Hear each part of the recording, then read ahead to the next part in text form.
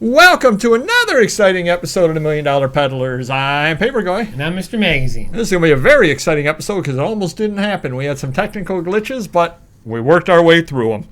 Mr. Magazine, I'm going to ask you something or other that we talked about the other day. Okay. It's going to be quite the surprise because you have no idea what's coming. Selling things for less than their value in your head. Okay. Why do you do it? When do you do it? And how do you get over... How do you get over the fact that you're giving things away?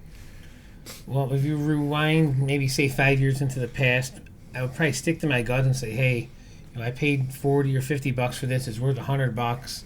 There's no way I'm going to let it go for that price. Sales were good then, pre-COVID, during COVID, whatever. It's like Can I interrupt? Sure. Well, I will. Sure. When you say it's worth $100, is that because that's what others go for? Or why is it worth $100? Yeah, I would have bought it what I felt I could have got for it on eBay. So if someone came in with an accordion or an anvil or a attaché case, and everyone else is selling theirs on average for $100, give or take, I pay $40 for it. Someone's offering me $50. Well, I'm not going to take it. One, I just bought it. It's fresh. Let me give it some time. Maybe the other people that are selling theirs cheaper will sell theirs, and they'll want mine or whatever. But sales are good. I'm holding my guns. Fast forward to now, well, it's a whole different ballgame. Sales are not as good. There's a little more competition. And if no one's made an offer in 3, 4, 5 years, I may just say, hey, you know what? I'm going to cut my losses, take it, and move on. And I come at it from a little bit different because I don't have any problem at all selling something or other like a Time magazine, things like that. Obviously, if I'm asking $24 on it and you offer me $6, I'm not selling it, period, end of story. And I'm not selling that to you in 5 years either because it's more than a $6 magazine. Yeah. I guess I come at it more, the items that it affects me on are the more rare, one-of-a-kind items. Like I'll be looking at something or other, and it'll be a 1955 magazine from France with Marilyn Monroe in it. Sure. And there's none on there, no comps, and I'm looking at it going, this has to be a $75 magazine. Yeah. I'm not selling it for $25. I'm just not. Exactly. Yeah. But after a while, it's been on there for a while, and you end up selling it for $40, even though you know it's worth more than $40. Right. And I think one of the reasons why I do that is because of the way eBay works, that listings get stale, it seems, and fewer people find them.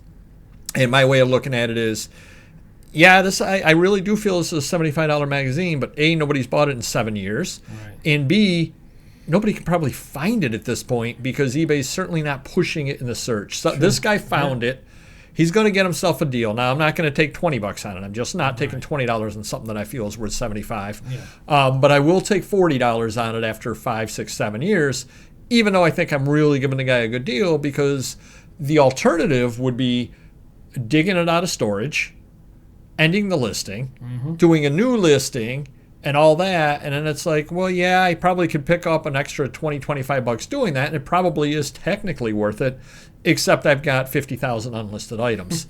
So even at $40 in an instance, I probably paid $5 for it. I'm still making money on it, give the guy a good deal and move on. But again, I'm not going to take $20 on it no matter what. Sure. How long, you said about 5 years ago you would not have done that kind of thing, and now you are? Sure, absolutely, yeah.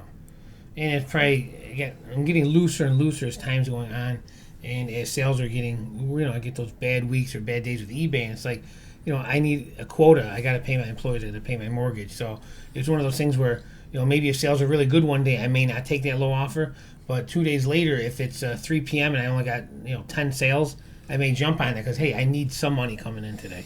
Well, and that ties into yet another, and I don't want to use myth because we don't know if it's myth or true, but there's the theory out there that sales beget sales, and that sometimes you can jumpstart your day with eBay or help yourself out by accepting an offer, and then eBay, for whatever reason, and this is just a theory, but that the algorithm will say, hey, he's making a sale, and they'll push more sales your way.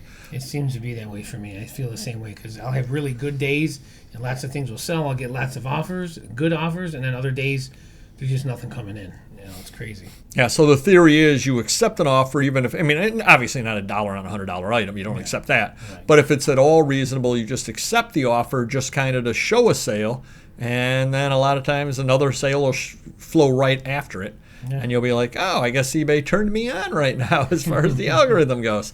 But it is really tough to do. Let me ask you the other question on that. Mm-hmm. So you pick it up and you pay $50 for it. You list it for $100. What circumstances, if any, would you sell it for $40? I guess I'd have to be desperate or just have it for a long time.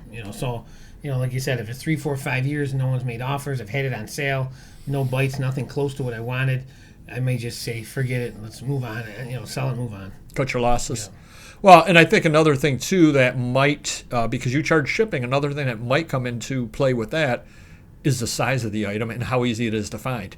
Sure. If it's a lot of 4 bowling balls in the corner, that takes up a lot of room. Mm-hmm. You may want that gone. And you're going, something, I'm going to lose money on this or break even with everything, but I want this gone, versus it's one trade card and it's in that box of trade cards that I got to go through the entire box to find the one. Exactly. I'm going to spend 20 minutes finding this one trade card to lose money. Mm-hmm.